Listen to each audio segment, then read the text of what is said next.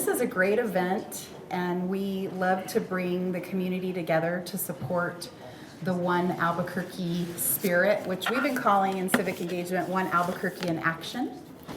And we have 4 wonderful nominees, and we're calling them awardees here today. And I would just like to say thank you so much to each of you. And I would like to bring up Mayor Keller to recognize you for your efforts in the One Albuquerque in Action spirit. So thank you. All right.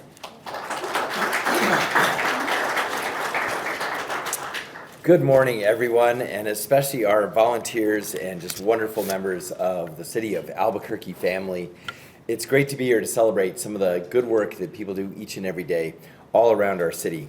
And so we're going to begin by honoring, of course, the recipients of our awards for this month, but I just want to actually start by saying that, you know, we do this because we want to acknowledge not just, you know, the things that sort of get a press release or show up on the news, but actually like the literally hundreds, if not thousands of people all over our city, for sure thousands of people all over our city, who are trying just to help each other or trying to help our families, trying to lift up our city in their own way. That's what today is all about. And so with that, let's start with our Volunteer of the Month recipients. And so first we're going to go over to our sort of arts and culture world and our world of libraries, to Tony Hillerman Library. And we want to honor Rachel Justice. And Rachel is a committed and reliable volunteer at Tony Hillerman Library. She's been volunteering since 2019 and does about a couple hours a week as a shelf reader. And so she helps ensure that the collection is accurately organized with attention to detail. And she understands all the different rules and, of course, that famed Dewey Decimal System that, like, we all learned about once, you know, in like 2nd grade, but yet still remember.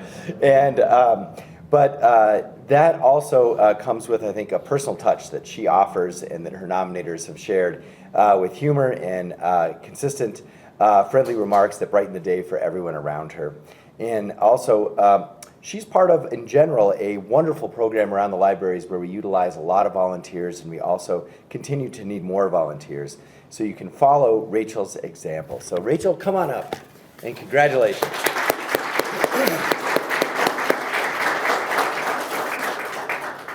And so we have a special One Albuquerque pin for you and a certificate. And if you'd like to share a few words, you can. You're welcome to. Or not. I would just think, come on, I guess the only thing I would say is that if you know anyone who loves libraries or you love libraries, go be a volunteer. It's really fun. And it kind of gets you away from your everyday for a little bit of time each week. So, thank you. Thanks. Well, thank you. And I was somewhat of a library kid. I grew up at Storytime at Erna Ferguson, and so it's a special place in my heart, actually, for our libraries. So now let's talk about how we get to our libraries in many cases, which is, of course, our transit department. So also want to acknowledge they're hosting us today. So our transit director and deputy director are here. Let's just give them a round of applause for bringing us all together. Some snacks. Our transit department is actually super busy, and it continues to do all sorts of innovative things. And just to plug their latest, they're doing piloting microtransit. So this is where you catch like a small van or a small electric bus really close to your house, like at an intersection, and then it takes you directly to like a shopping place. So it's sort of a new thing that we're trying that has lots of studies and things behind it, but it's really cool. So encourage you, if you're interested, to look up CABQ Microtransit. Now, in our traditional transit system, we of course have bus stops, and those bus stops are heavily used, and they need lots of tender love and care. And we have a wonderful volunteer program, the Adopt a Stop program, that offers an opportunity for folks who live nearby or work nearby to just keep an eye on the stop. If there's major things, they'll call in for sort of professional cleaning, things like that, but otherwise they'll spruce it up and sanitize it and make sure that it is, you know, sort of appropriately representative of the city we want to live in. And so we have some sort of super volunteers in the Adopt a Stop world, and that is today's Tracy Moore. Tracy joined the Adopt a Stop program in September 2023. So as like an early recipient, thank you for stepping up. And so he's done an exceptional job in reporting activities and communicating this with the bus schedule and what's happening on the particular stop. And he's an active volunteer engaged in the program and consistently checks on the stop and helps keep it clean. And so we also want to advertise this is a wonderful way actually you can help out your community that's super helpful to our department, and you can kind of do it like all over the city.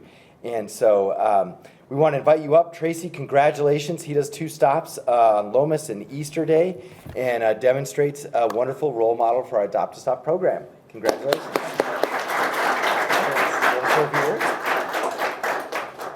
Yeah, I retired here about a year ago and was looking for something to do, and found this online to help out the city.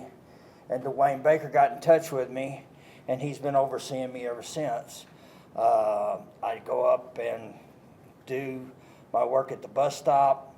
Normally it's about 15 to 30 minutes cleaning up, and then I report back to Dwayne what's going on. I really appreciate this honor.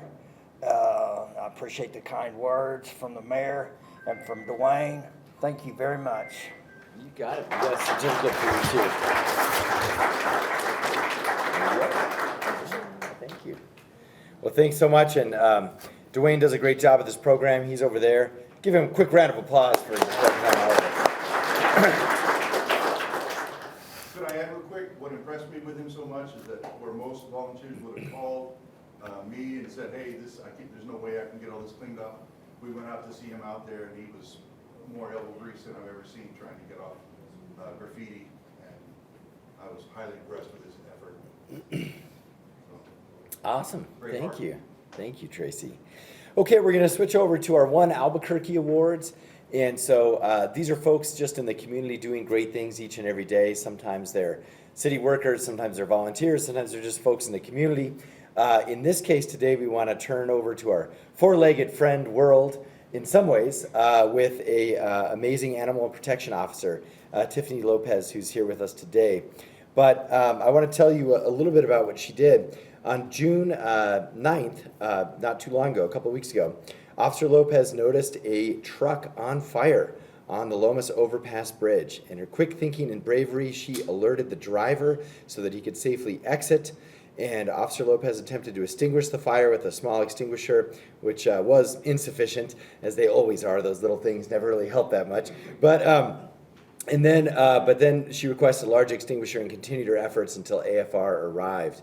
And so she is dedicated each and every day, of course, to helping keep our animals safe and us in our situations with our four-legged friends, but also in this case was tremendously helpful to that driver. And so her quick response likely saved lives. And so we really appreciate you just, running into the action and engaging in the action instead of just sitting back and calling or instead of leaving. And so we really appreciate that. Come on up. Congratulations. Thank you.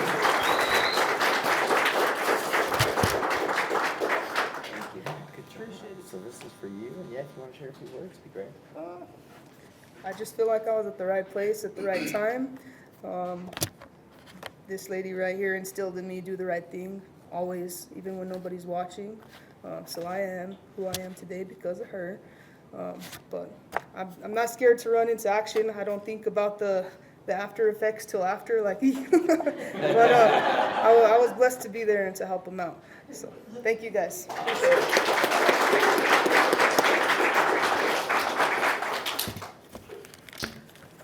Thank you so much, Officer. And now we want to turn our attention to a wonderful program out at Harrison Middle School. And this is the Justice Code National Society of Black Engineers, or Justice Coding. And so this in particular is an opportunity to acknowledge their work that they're doing to try and uplift and support how to learn coding and how to be engaged in supercomputing and engineering early on at the middle school level, and also for communities that historically have been left out in many ways of those professions. And so in particular, Rebecca Campbell is here with us. She's one of the teachers and works on this program. And her dedication to the students' success is also shown in the achievements of their supercomputing challenge. So I know I would love to hear how the supercomputing challenge went down. So we'll give you a moment up here to maybe share that story. But over the past 3 years, over 60 students have been through this program. And as I mentioned, part of the National Society of Black Engineers, Ms. Campbell embodies a goal of increasing cultural responsible Black engineers to excel and positive community impact, and certainly her personal influence rubs off on her students' excellence. And so with that, let's bring up Rebecca Campbell. Let's see. All right, that's for you. Tell us the story. Okay. Yeah, I guess I could have called you Becky. That's your name. Yeah, the only person that calls me Rebecca is my dad and No. the mayor. We'll go. So yeah, I'm the program director for a nonprofit called Justice Code. I'm also a public school teacher at Harrison Middle School. As is the executive director of that nonprofit, we started it in 2020 to bring STEAM education to underserved and underrepresented populations. At Harrison Middle School, I volunteer without getting paid to run their NSBE Junior Club, which is chaptered with our citywide chapter through Justice Code. So if you have some kids that would love to be in NSBE, please have them talk to their teachers and have their teachers contact us. We have flyers up there, because then we can get them chaptered up as advisors with our chapter so that they can get the program at their school as well. But our nonprofit offers citywide, anybody in the whole city to come to our location on Saturdays for STEAM Saturday School as well. The Supercomputing Challenge this year, yes, we took, every year since 2020, we've taken at least one team. We've had 2 teams become finalists, and this year was the first time that we had one of our students became not only a finalist, but a top 5 finalist. She won, I think, 4 awards overall because she competed alone and with a group. We also took our VEX team not only to local, state, and national competition at NSBE Junior, which is their K through 12 program for Black engineers, but at NSBE Junior, they won the highest award that you can win in the VEX competition, which is the Team Excellence Award, and thereby qualified to go to the World Championship in Dallas of the largest robotics competition in the world with 40 other countries. So these kids are achieving. If you're a Justice Code kid, can you stand up, please? If you're in Justice Code and you're a kid, can you stand up? McLight, you have to stand up too.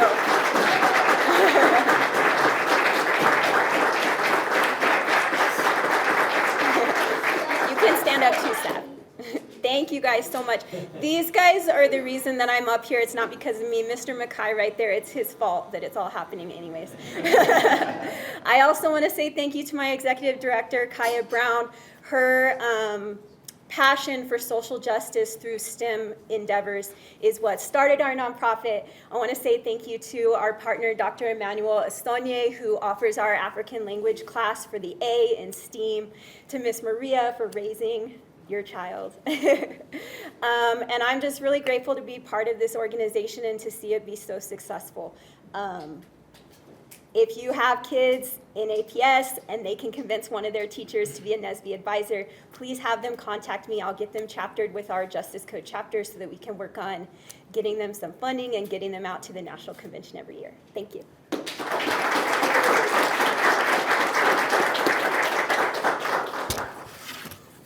Thank you so much, Becky. That was wonderful to share, and we're so glad to share these stories and continue to do so. So I just want to let folks know that we try and do this roughly or so once a month. So if you know others who should be nominated and considered, please do that. Easy to do on our website. Just look up CABQ Volunteers or CABQ1 ABQ Awards, something like that. Google will get you there. And so, I think I'll just close that we have some snacks in the back. We can stick around for a little bit, and also just mention that, look, each of you in many ways is part of what makes this a great city. And so I want to thank you for sharing your stories today, and thank you for lifting up Albuquerque. Thanks so much.